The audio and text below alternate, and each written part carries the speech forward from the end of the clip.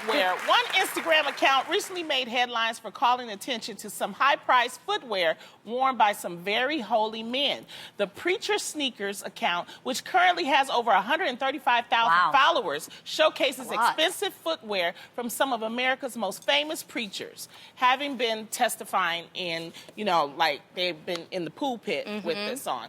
Like Pastor John Gray, who's seen here wearing $6,000 Air Yeezy 2s, or Pastor Chad Veach, seen here talking to Adrian's boo, Israel, while rocking $2,500 Jordans. Now, the Instagram page, which was started for fun, quickly turned into a debate about if these pastors are really practicing what they're preaching and have a lack of self-awareness. Ladies, do you think the congregation should be fired up for wearing some fired-up kicks? This is deeper than that, I think, than some, like, sneakers. Yeah, what do you think it is? Well, I mean, I think this is something that people have been talking about a lot in regards to preachers living like luxurious lifestyles, meaning their cars and their homes. I think it's all about balance.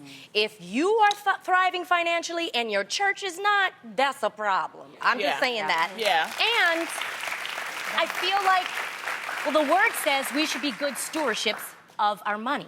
But the word also says he will give you the desires of your heart. So I don't think there's anything wrong if a pastor, has worked hard with book sales, speaking engagements, or whatever, and he wants to buy a Mercedes. The problem is if you make that an idol and you're showy about it. That's when I'm gonna kind of look at you a little sideways. I look at this in two ways, right? Obviously, when you look at this, Graham, there's two schools of thought. One is where's this money coming from to support this flashy lifestyle? And then two is it coming from the donations of the church? I think this is something that people will wonder. That's not what your money should go to. It's not sneakers. Of course. That said, for me, number one, how you rock and roll your life, I'm not going to judge what you wear, I'm not going to judge where you got your money, and I'm not going to assume.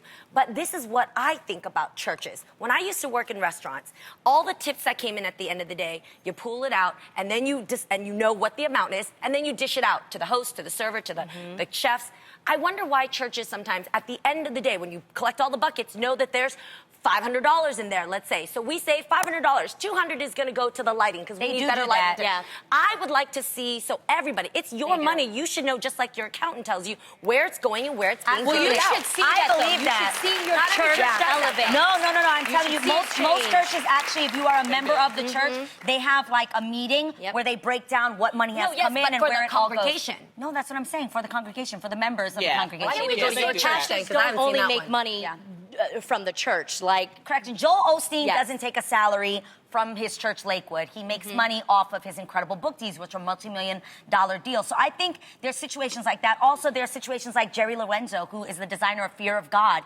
He's really good friends with these people like Chad Veach and other pastors. I mean, Rich Wilkerson, a huge pastor from VU, did Kanye and Kim's wedding. So they're gifted with things like Yeezys. I've literally been to churches where Israel goes into the green room and a pastor has a pair of Jordans there for him as a gift. So I think a lot of these things are gifted. These people dedicate their lives to lifting you up every Sunday, making you feel good in your hearts. And I think that if somebody gifts them that, imagine you getting a gift and being like, well, I can't wear this because people are going to judge me.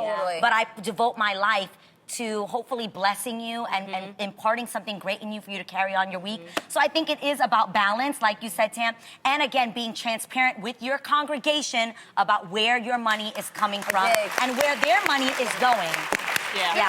I just think, I think you should just be conscious of what you're wearing when you're speaking in front of your congregation, especially when people are giving their tithes and you don't know that a lot of people, especially, are struggling. So I think you should just be conscious of that. Just because you can do something doesn't mean you have to do it.